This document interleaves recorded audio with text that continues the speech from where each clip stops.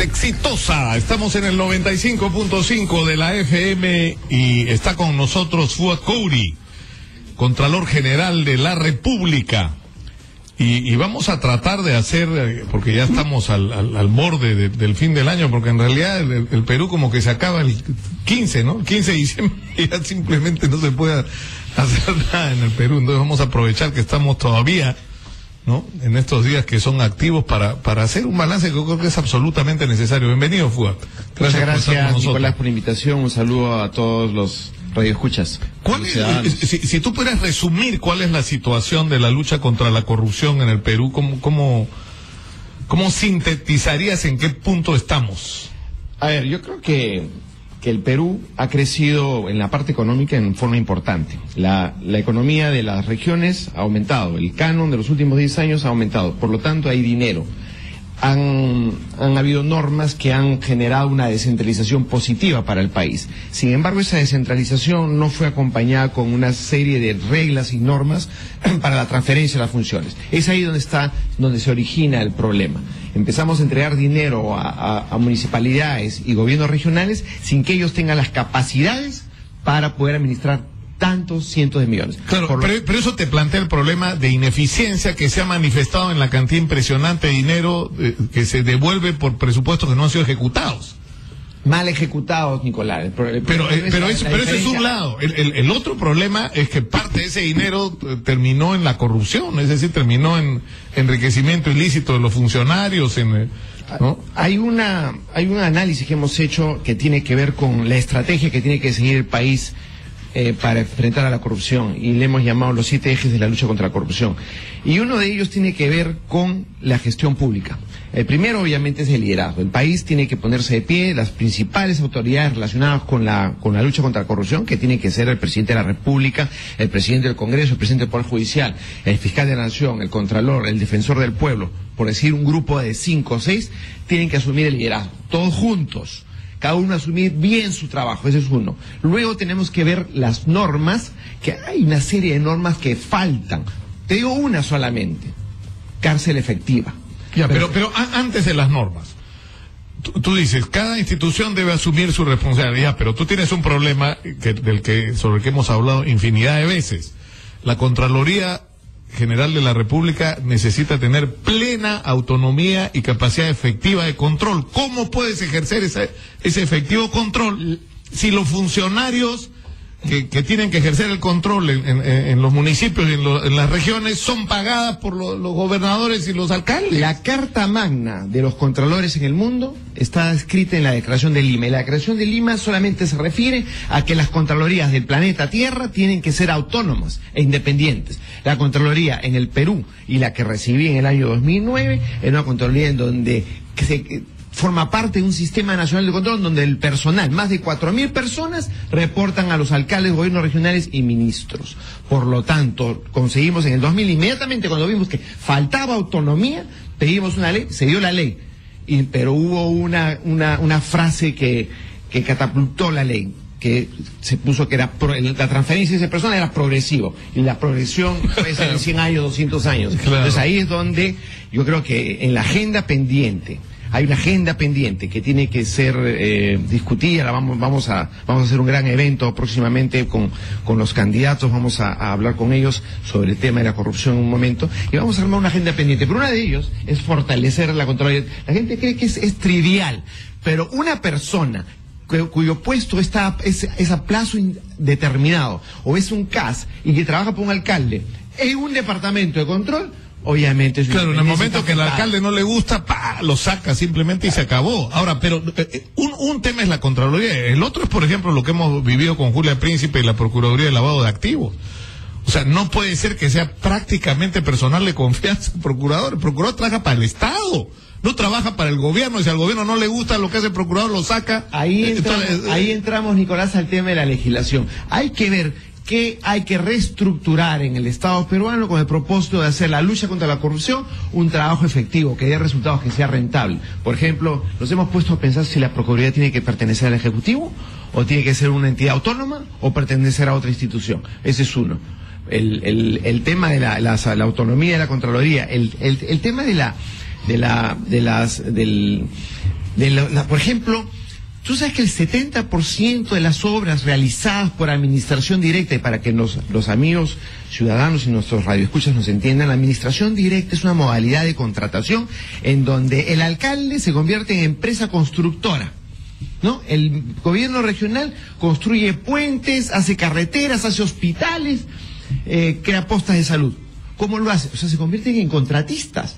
Eso se llama administración directa. El 70% de nuestros casos que hemos auditado y que pertenecen a este grupo de administración directa están con denuncias penales o denuncias civiles por casos de corrupción. Entonces, hemos presentado un proyecto de ley para normar la administración directa y no se discute en el Congreso. Entonces, hay que... Pero ¿qué significaría esto de normar la administración directa? En la ley de contrataciones, que es la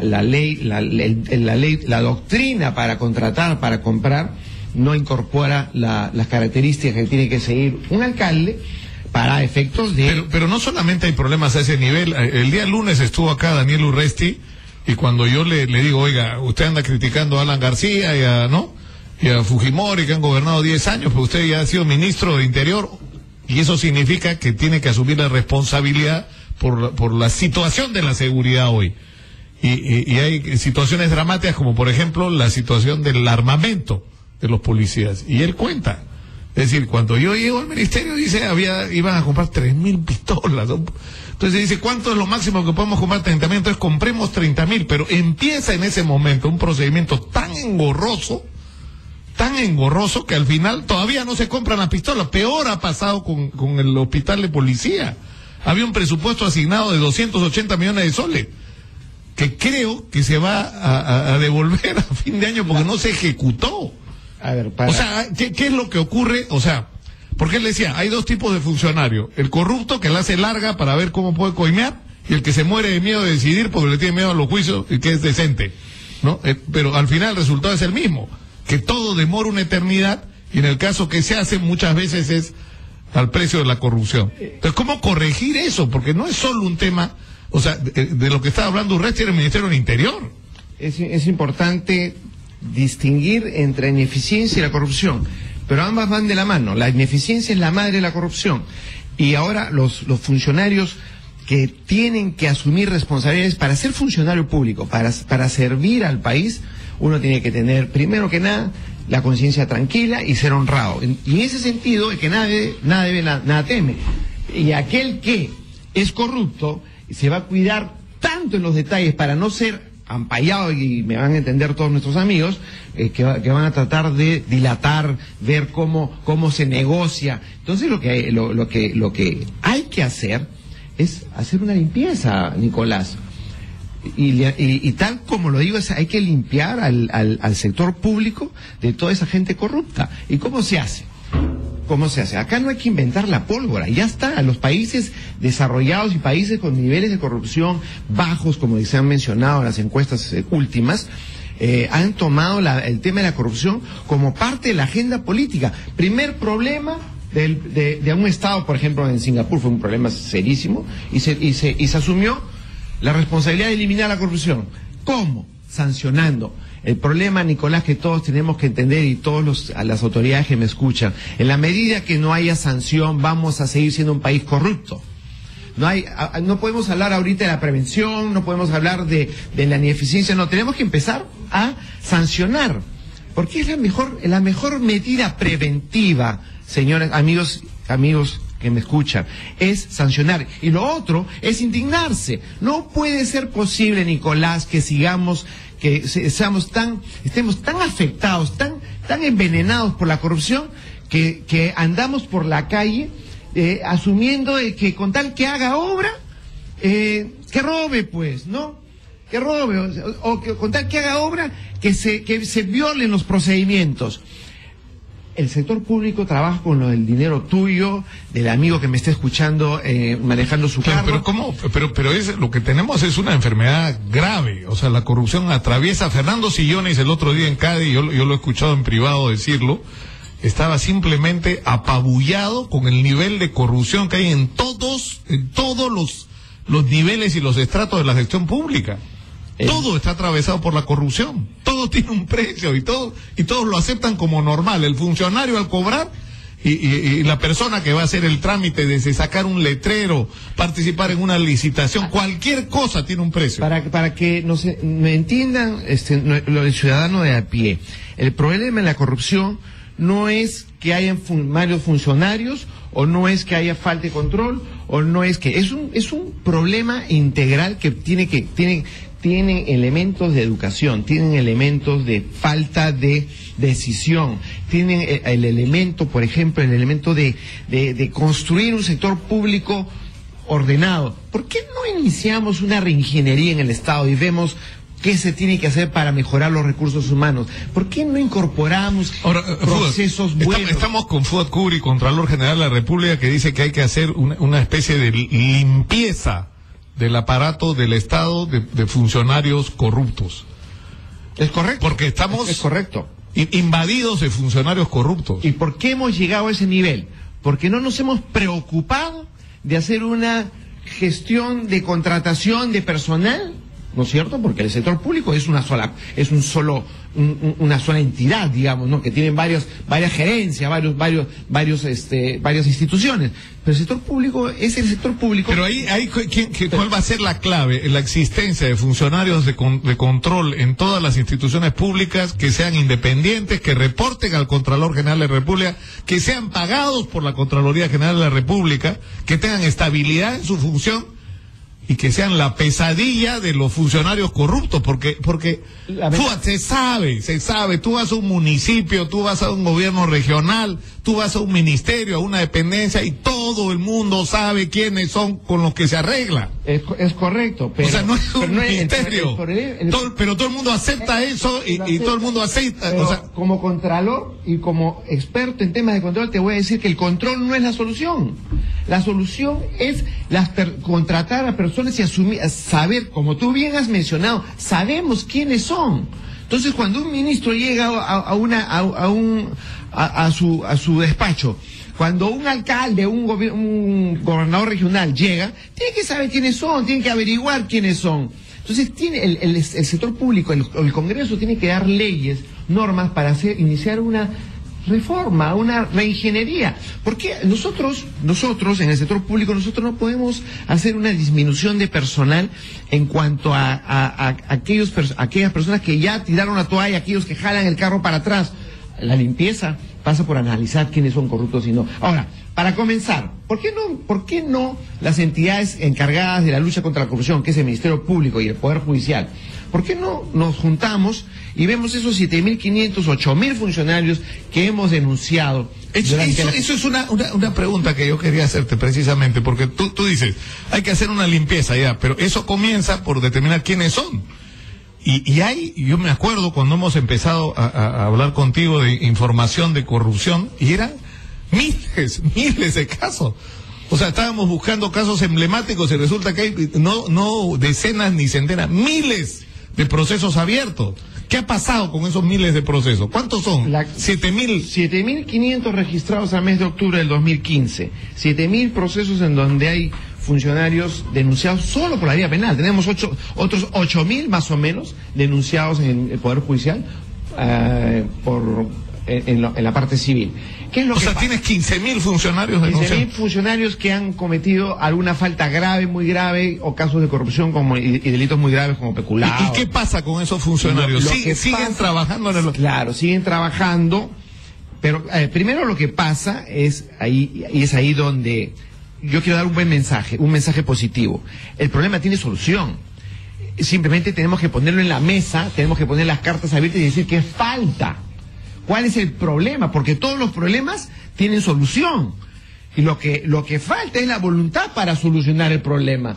Aquí lo que ocurre en el Estado peruano es que todos trabajamos como entidades estancos. No queremos sentarnos a dialogar y bajo el pretexto de las autonomías y que yo soy responsable, yo soy rector, no nos sentamos a decir, ya, ok, para hacer esta tortilla hay que romper los huevos. Y tenemos que, alguna vez en nuestra historia republicana, dejar el populismo, dejar el populismo, no tengo otro nombre, para tomar las decisiones duras. Y obviamente, para enfrentar a la corrupción, tenemos que tomar decisiones duras, seleccionar, tenemos que priorizar. ¿A dónde va a ir el dinero? ¿Va a ir el dinero a la construcción de hospitales o va a ir el dinero a fortalecer al Poder Judicial o al Ministerio Público? Hay que hacer un análisis, ese análisis de riesgos, ¿dónde se pierde más plata? Se pierde, unos dicen 4 o 5% del PBI, creo que nos han sacado de informaciones internacionales. Yo calculo que son 10.000 millones de soles a perpetuidad si no hacemos nada. 10.000 millones de soles se pierden en el Perú cada año por la corrupción. 10.000 millones de soles aproximadamente, un estimado grueso.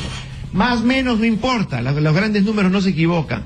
Entonces, si vamos a ahorrar, por ejemplo, 5.000 millones de soles, 5.000 millones, no estoy hablando de 5 millones ni de 500, 5.000 millones de soles, fortaleciendo la lucha contra la corrupción, dime si no va a ser rentable para el Perú. Lo que pasa que el cortoplacismo, el Perú no mira el mediano plazo. O tenemos un plan Perú, un plan país donde estemos todos trabajando para el 2050. Tenemos que ya subirnos al coche de las Naciones Unidas y del programa del nuevo milenio, en donde hay una serie de objetivos estratégicos. Pero bueno, regresando. No, pero lo que estás diciendo, Fuat, es tremendo. O sea, para empezar, hay 15.000 funcionarios que en este momento están siendo procesados en el Poder Judicial por faltas, ¿no? Nicolás, perdóname que te interrumpa. Han sido denunciados por la Contraloría. Y no por chauchillas, sino por casos totalmente documentados. El tema es, ¿se da abasto el Ministerio Público? ¿Se da abasto el Poder Judicial? Pero estos 15.000 funcionarios, en muchos casos, siguen siendo funcionarios. Claro que sí, ese es el problema. Para eso, también, un comentario para que se entienda. En estos últimos 5 años se ha fortalecido la Contraloría enormemente. Una de ellas es que tenemos ahora capacidad para cerrar cuentas, tenemos capacidad para sancionar. Pero esa capacidad para sancionar requiere una infraestructura que la vamos creando. Empezamos de cero y hemos sancionado a 500, 600 funcionarios. Sanción es inhabilitación de seguir en la función pública hasta por 5 años. Algunos 3, algunos 4 y muchos por 5 años. Tenemos esa capacidad. Hemos cerrado cuentas. Acordémonos que cada vez que se cierra la cuenta es donde se aprieta la caja de la entidad y logramos eliminar la corrupción. Pero algo que quiero transmitirle a los candidatos, tenemos que ver cuáles son los temas pendientes. Claro, pero Fuat, antes de seguir adelante, lo que tú estás diciendo es, así como se discute en la policía, porque hay una discusión con respecto a la estrategia de Wilfredo Pedraza en relación a la corrupción en la policía, según vayan apareciendo los casos, vamos actuando y vamos limpiando. O sea, está claro que eso no es suficiente. En la policía tienes que pasar un rastrillo y sacar probablemente miles de policías que ya están perdidos. Es más, el argumento de que se pasarían a la delincuencia, ya están en la delincuencia hace rato. Pero eso mismo habría que hacer en el aparato del Estado en general. Pasar el rastrillo y sacar, ¿qué? Cientos, no, miles de funcionarios corruptos. Para comenzar, ¿por qué no el Ministerio Público y el Poder Judicial se concentran en estos 7.500 denunciados penalmente? Y en un año tenemos sentencias. Vale decir que para aquellos que no creen que nuestros documentos son lo suficientemente claros, nuestro departamento, nuestra Procuraduría ha aumentado la efectividad, es decir, las sentencias favorables a la Contraloría han pasado de 30% del año 2009 a 80% de efectividad, es decir, para que me sigan bien. El 80% de los casos los ganamos.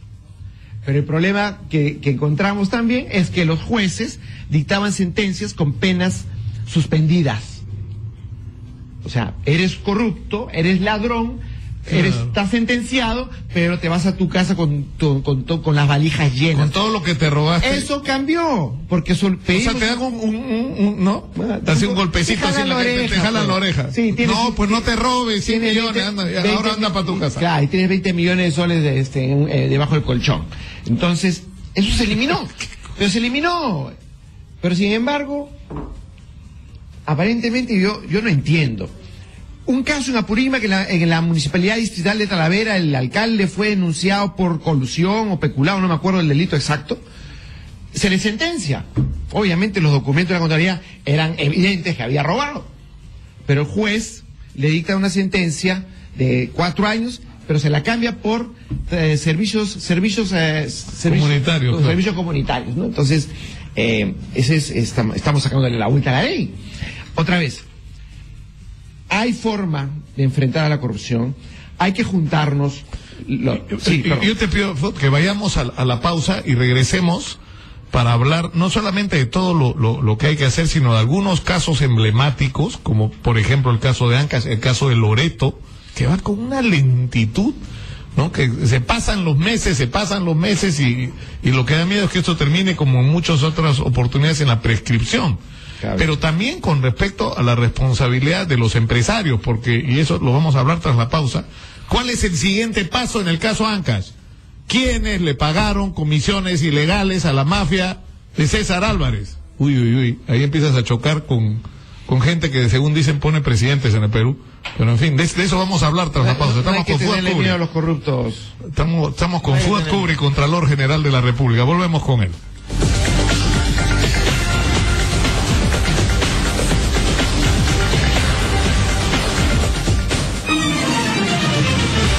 Ya volvemos con Nicolás Lucar en Exitosa. Única respuesta, Radio Exitosa.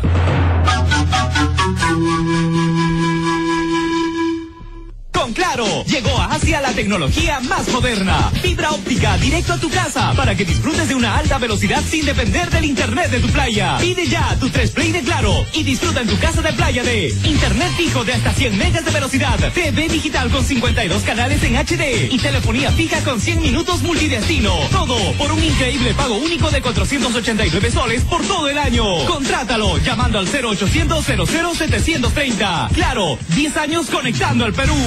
Desde que Juan fue a Boston Medical Group, Ana disfruta más el tiempo con él. Miles de parejas son felices porque gracias a Boston Medical Group, la disfunción eréctil, falta de deseo sexual y eyaculación precoz ya no son un problema. Pide una cita en Lima y haz más feliz a tu pareja llamando al 748-1900. bostonmedical.com.pe. Maneja con Uber, la red de conductores más grande del mundo. Ingresa a ganamanejando.com y aprovecha las garantías horarias que te ofrecemos. Actívate hoy en Uber y gana un bono adicional de 350 soles. Ingresa a ganamanejando.com, sujeto a restricciones. Leyendo Diario Caribeña te informas, entretienes y ahorras con los cupones regalones. Ya hay varios ganadores y ahora sigues tú. Corre, compra y lee tu Diario Caribeña. Recuerda los cupones que aparecen ahí todos los días y canjea Caribe Bolsas, set de platos, pollos a la brasa, productos en Tamayo, ahora también celulares y mucho más. Diario Caribeña, un diario como tú. Y no te olvides de reclamar gratis tu diario en la calle. Radio Exitosa en Lima 95.5. El microinformativo de Exitosa.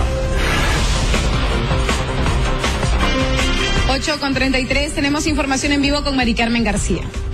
Gracias a información en vivo, nos encontramos en el Hospital Almenara. Aquí en Salud ha presentado un nuevo tomomamógrafo digital en 3D. Y al respecto vamos a conversar con Manuel Orellana, tecnólogo, para que nos dé las especificaciones técnicas de este nuevo aparato que va a ayudar a los... Buenos días con todos. El equipo adquirido por el Salud es un equipo de última generación, un equipo que permite no solamente realizar una toma de mamografía, sino varias tomas de mamografía, de la mama de la paciente. Inclusive en mamas densas, con pacientes jóvenes, se puede visualizar el tejido mamario muy nítidamente. La radiación con que emite el equipo es mínima, es muy por debajo del estándar requerido. De igual manera, el equipo puede adaptarse al tamaño de la paciente, puede acomodarse a pacientes que si vienen en silla de ruedas. El examen es en 4 segundos la adquisición. Eso permite que varias pacientes se tomen durante el día con más de 16, 20 pacientes, 30 pacientes. Inclusive, también se puede hacer posteriormente biopsias con el equipo para una determinada patología con la paciente. El equipo es un equipo que cumple con todos los estándares internacionales y está acá en el Salud Almenara. Gracias. También se encuentro con el jefe del Departamento de Diagnóstico de Salud, el doctor Daniel Santos, para que nos comente cuántos asegurados se van a beneficiar con esta adquisición. Bueno, esta adquisición de este tomógrafo que realmente va a beneficiar, vamos a duplicar la cantidad de atendidos, porque normalmente nosotros atendemos de 2.000 pacientes mensuales, ¿no? Se va a duplicar, tendremos 4.000 pacientes mensuales en el diagnóstico precoz de este cáncer, del cáncer de mama, ¿no? A través de este equipo vamos a detectar lesiones hasta de 2 milímetros de lesiones sospechosas de cáncer de mama para que rápidamente la paciente pueda ser diagnosticada y tratada, ¿no? Y de repente con un 90-95% inclusive ya de tratamiento definitivo. Gracias, informó Mari Carmen García, Exitosa Noticias. Gracias, Mari Carmen. 8:35, el presidente Ollanta se reunió con altos miembros de la policía para evaluar el avance de las acciones tomadas tras la declaratoria en emergencia en el Callao. La cita fue en el complejo Alipio Ponce, en dicha provincia. El fiscal anticorrupción Walter Delgado reitera pedido de 17 años de prisión a Miguel Facundo Chinguel. En alegato final sostuvo que se ha probado en el juicio que encabezó una organización criminal dentro de comisión de indultos. La defensa del Estado acopia información sobre el caso del candidato de Alianza por el Progreso, César Acuña, en el marco de la investigación preliminar que se le sigue a nivel fiscal por presunto lavado de activos, informó la procuradora Janet Briones. Nos vamos al interior del país a esta hora, 8:36. Tenemos información en vivo con Percy Calizaya desde Puno. Gracias. Información en vivo. Segunda instancia judicial de Moquegua dicta fallo a favor de Puno. La sala mixta de la Corte Superior de Justicia de Moquegua llevó adelante la audiencia de vista de causa para establecer el regular proceso de demarcación territorial entre las regiones de Puno y Moquegua, la misma que duró más de una hora. Luego de los alegatos sostenidos por parte de los procuradores de la Municipalidad Provincial de Puno y el procurador del Gobierno Regional de Moquegua, se determinó que no existió vulnerabilidad al debido proceso, por lo que el proceso debe de continuar por la Dirección Técnica de Demarcación Territorial de la Presidencia del Consejo de Ministros PCM. Sin embargo, no se descarta que el Gobierno Regional de Moquegua apele la sentencia ante el Tribunal Constitucional, el mismo que sería la última instancia. Informó Percy Calizaya Rodríguez para Exitosa Noticias. Gracias, Percy. 8:37, efectivos de la policía intervinieron a 3 sujetos que se transportaban en una mototaxi. En su interior llevaban artículos de cómputo y electrodomésticos cuya procedencia no la pudieron acreditar. Delincuentes armados ingresaron a la vivienda de 2 personas dedicadas al acopio de oro en el centro poblado Cerro Lunar de Oro, distrito de Ananea, en la región Puno, llevándose un botín de 20.000 soles. Mucha atención a los conductores. En la autopista Ramiro Prialea hay dificultad para avanzar entre las avenidas Los Laureles y Las Torres con dirección a Huachipa. 8:38.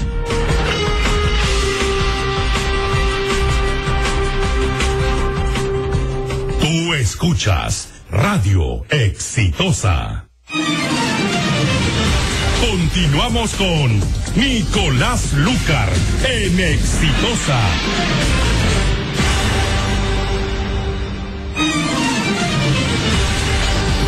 Esto es Exitosa, 95.5 de la FM. Estamos con el Contralor General de la República, Fuad Couri. Según él, 10.000 millones de soles se pierden al año por corrupción en el Perú. ¿Y qué es lo que pasa? Que los funcionarios corruptos no reciben pues el castigo que merecen. En este momento hay, ¿cuántos, Fuad? 7.500 procesos penales por corrupción. Y en algunos casos el proceso termina con, ya pues señor, jalada de oreja, pórtese bien, váyase a su casa. Es ahí donde... Y se llevan la plata que se robaron. Es ahí donde tenemos que poner ahora la puntería. Tenemos que, como país, tenemos que fortalecer al Ministerio Público y el Poder Judicial. Tenemos que ver qué reformas se requieren con el propósito de que haya realmente una cadena de valor en la lucha contra la corrupción. Y como conversábamos en el entretiempo, tiene que haber necesariamente en la agenda política, pública y social el tema de la corrupción. No podemos seguir mirando por encima del hombro la corrupción, tal como sucedió en México y tal como lo expusieron en nuestras conferencias internacionales los periodistas de México, en donde afirmaron que los funcionarios públicos, los políticos, no le dieron la importancia a la corrupción y llegaron al nivel que llegaron. Es por eso que se hace necesario, imprescindible. Porque no es decir, los políticos que están en